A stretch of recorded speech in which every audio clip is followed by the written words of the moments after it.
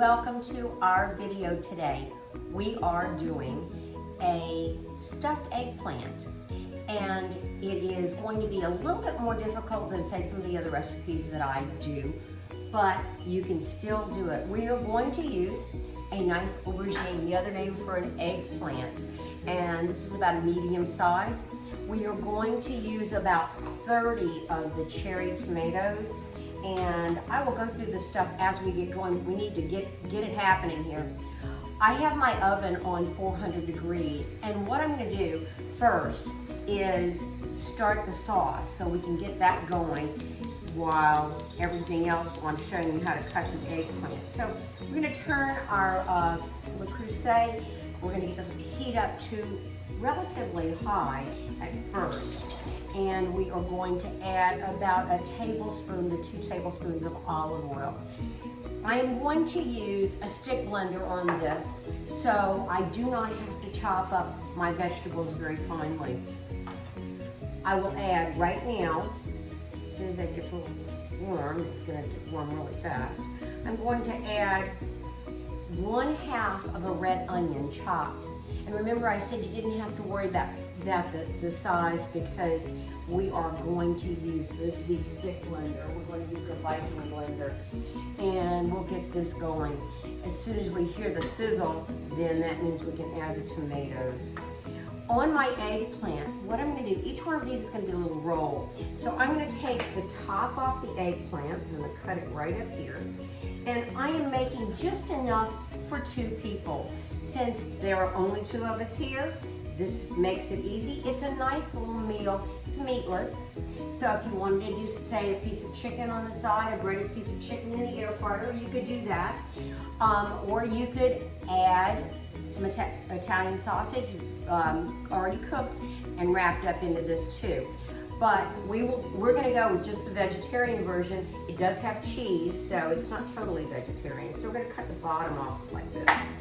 So the top and the bottom. Remember that you can compost this. So save it, put it on the side.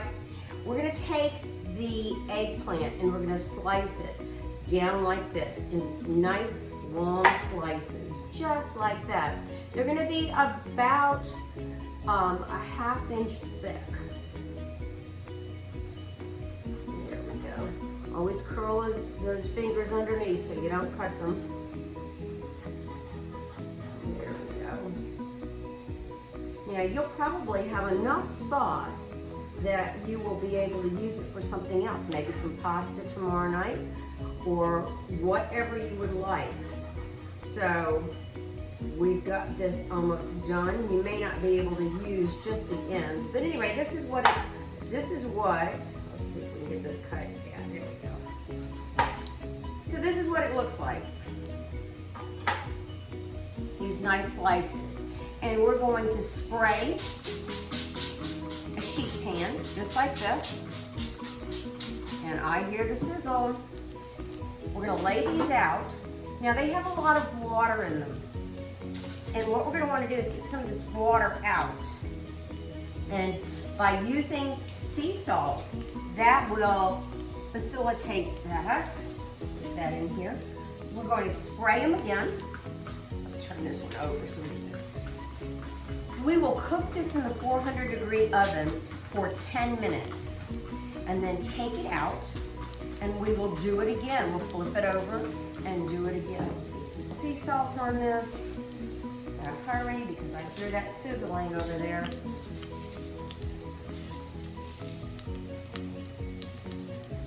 Go ahead and put a little bit more of this on there. And we're going to go ahead and put the tomatoes in. Now I've already washed my tomatoes. There they go. You hear that going. Give this a stir. I'm going to pop this in the oven. I'll be right back. Hear that good sizzling? We're setting the oven on 10 minutes. We have it on 400 degrees. There we go. Now, yes, you can see the tomatoes. So we've added onion and tomatoes. we're going to go ahead and add about a ½ tablespoon of garlic. You know, I like garlic. Everybody that watches my videos knows that I like garlic. We're gonna let that cook. We always put garlic in a little bit after because we do not want that garlic to turn really bitter. The smell already, you know how I love that smell coming off the onions and tomatoes and garlic. Really good.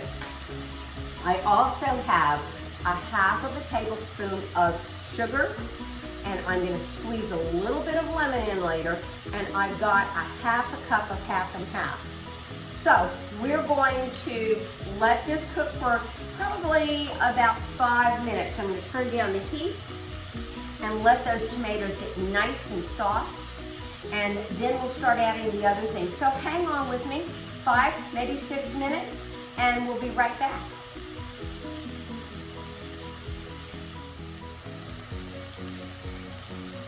Okay, we're back. 6 minutes has almost passed. At this point in time, we are going to make sure the fire is a little bit lower. We're going to add the sugar, squeeze a little bit of lemon in there. Here we go, make sure we don't get any seeds, just a little bit. And we're gonna let that continue for another maybe 4 minutes, maybe 5, just depends. The small tomatoes were very, very large, so they need to cook a little bit more. So 6 minutes initially, then add the sugar, and we need to add a little bit of salt. We're gonna go ahead and do that right now. Just a tiny bit, because we have salt in everything else. Add the salt. We're gonna hold off on the half and half for right now. The eggplant is getting ready to come out of the oven. I did forget to put the granulated garlic on the eggplant, so we're gonna load it up on the second side, so bear with me on that. Sometimes we forget. I'll have it on the recipe. The recipe is going to be at cabeuser.wordpress.com. So it'll all be written down and you'll be able to see it and follow it. Now remember, a recipe is only a framework, so you can build on that. Back here, I've got all of the ingredients put together for the stuffing. And we're gonna do the stuffing as soon as we get the eggplant out. I put it back in the oven. That way you can see exactly what we're gonna do.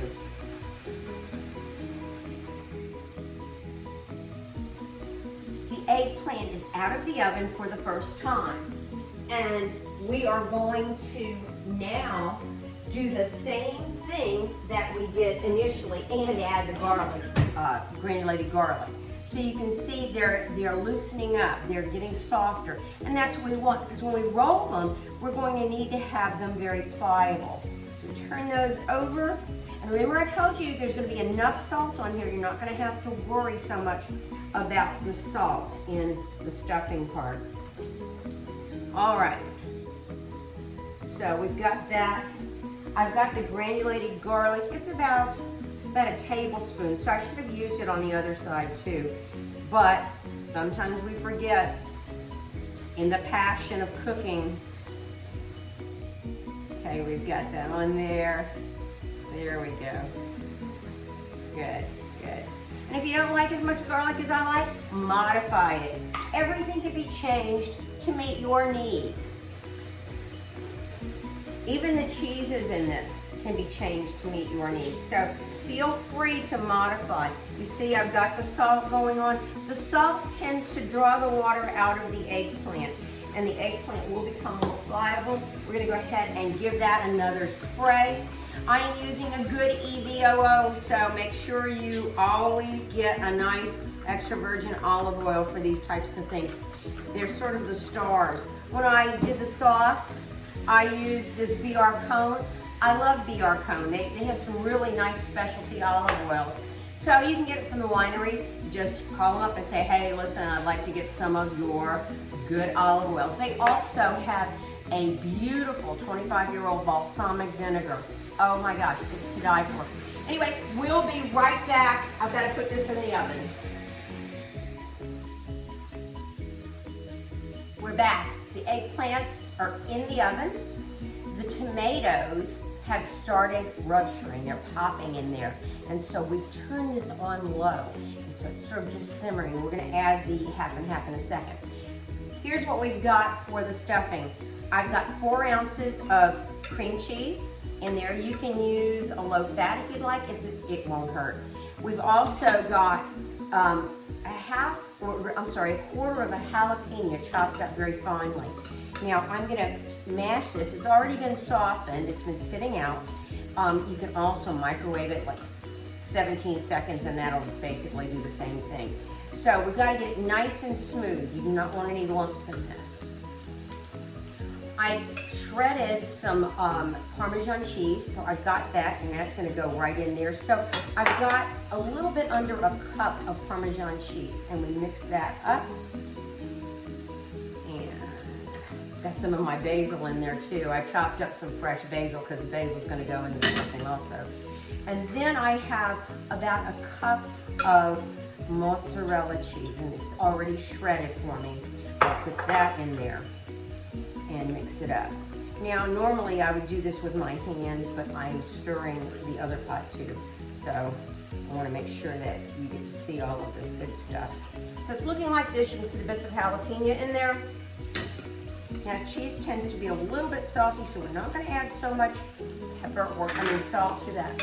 I've got 1 tablespoon of, or a little bit less maybe, because this is only 1 eggplant, of Italian seasoning.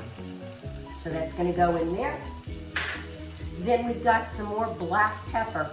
And jalapeno and black pepper hit your tongue at different places. So you want to make sure that you get a full experience on this. All right. So it's pretty thick, and that's why these things have to be relatively pliable so we can make sure that we can roll them up. And we're going to add just a little bit of sea salt. I tore up some basil. It's not perfectly chiffonade, and it's not perfectly torn up. It's basically very rustic. I have about a half a cup, and that's going in there. I went out to my basil plants, and they're starting to go to seed. So got to get those things off so I can keep my basil a little bit longer. I've got several basil plants. In fact, I'm growing some of them here in the house, and then I will transplant those as the season goes along. This is what your stuffing will look like, just like that. So it's all nice and thick, and we'll roll those into those eggplants. I want to show you what we're doing with the sauce. Let's see. Excuse my these are my pot holders that I use to smoke meats. No matter how much I wash them, they'll never look good. So this is what it looks like right there. So it's bubbling, it's caramelizing a little bit on the bottom. Now it's time to go ahead and add the half cup of half and half. I think we may need a little bit more, but we're gonna see how it goes here. We're gonna use the Viking hand blender, and I love my Viking hand blender.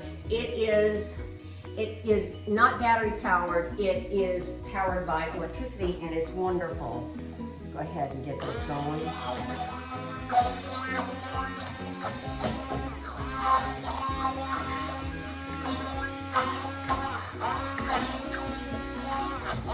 I think we are going to add a little bit more of the half and half because we want it a tiny bit creamier. Let me go ahead and get that. I will probably add another half cup. There we go. As I said, you'll have more sauce than you'll need for this. You can use it in something else. You can use it with a little bit of pasta tomorrow or whatever you'd like. I'm going to go ahead and add that in there. And I've got to make sure I make changes to the recipe. Oops. That's much better. Beautiful. I like texture, but on this sauce, we want it a little more smooth.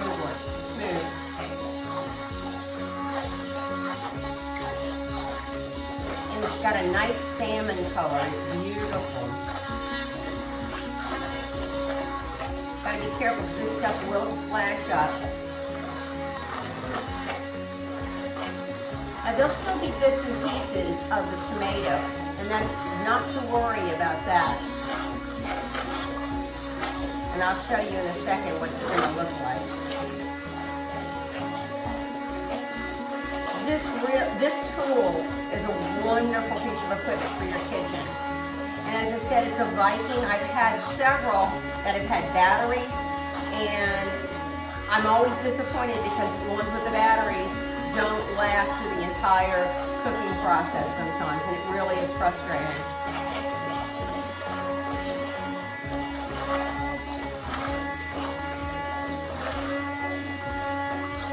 All right. Stir in a tiny bit of pepper. And I'll show you here in a minute. Let me give it a taste.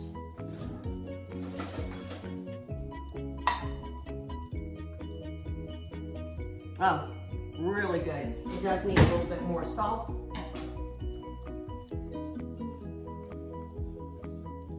There we go. And we're going to hit it one more time with the blender.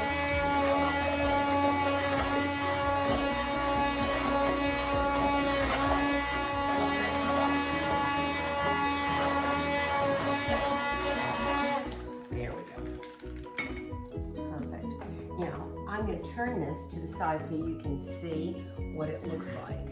See how nice and creamy that is? We're going to leave it on low for just a couple minutes, for maybe 2 or 3 minutes, and let those flavors melt. We're almost done with the eggplant. We won't be able to do the eggplant immediately because it'll be hot. We're going to have to let it cool off a bit so we can handle it. I'll be back to show you how we process the next part. All right.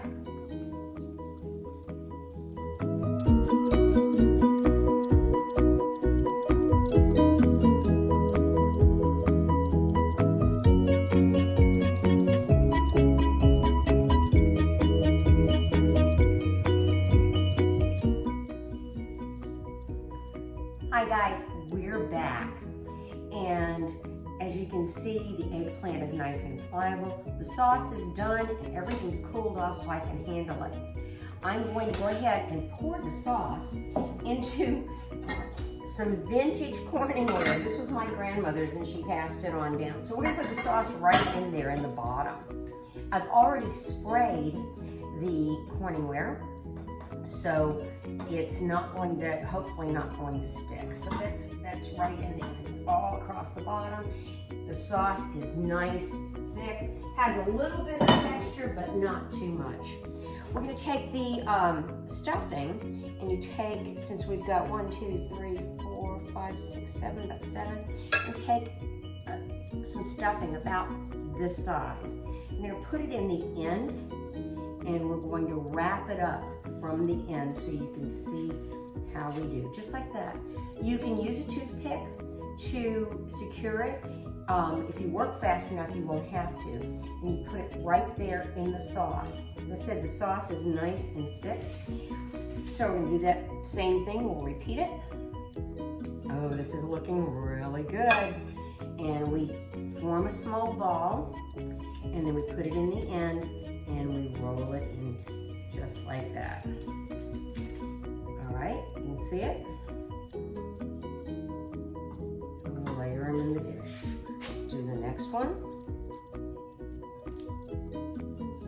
And as I said, it's a meatless meal. Of course, you have cheese in it, so for real vegans, it may not work. You could also use cashew cheese if you wanted to do that. That's a different way to go about it. But you may want to do some link sausage, or you may want to do something alongside of it if you really need to have the meat. But I don't know if you really need to have the meat on this. This is going to be, I think the eggplant is going to be pretty substantial. So we've got another, and we'll just roll that. As I said, the eggplant is nice and pliable. That's what you want, so you can roll it. Put that right here. Right.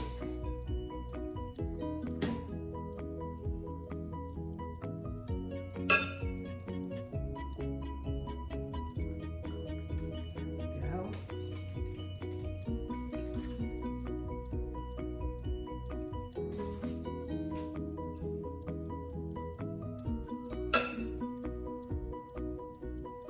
As I said, this recipe takes a little bit longer than some of the other easier recipes that I've had, but I think in the grand scheme of things, it's going to be well worth it. And we've got enough for just one more, like I said, about 7 of them. And put that right in there. And I'm going to top it with a little bit of extra cheese. We're going to cover it for baking. And we're going to bake it at 350 for 30 minutes. You can stop the process right here though. If you want to make it ahead, so say if you're going to do it tomorrow night, it will last for tomorrow night. So you can get everything set up and then bake it tomorrow night. But you'll put it on 350, bring it to room temperature if you have a refrigerator, 350 for 30 minutes. Then you're going to uncover it and bake it another 5 minutes to brown the top, 5 or 6 minutes. And that's it. It's ready to go in the oven. We'll take a picture of it and we'll attach it to the video. I hope you try it. It's not that hard to do and it makes a really nice presentation. There you have it. Bye.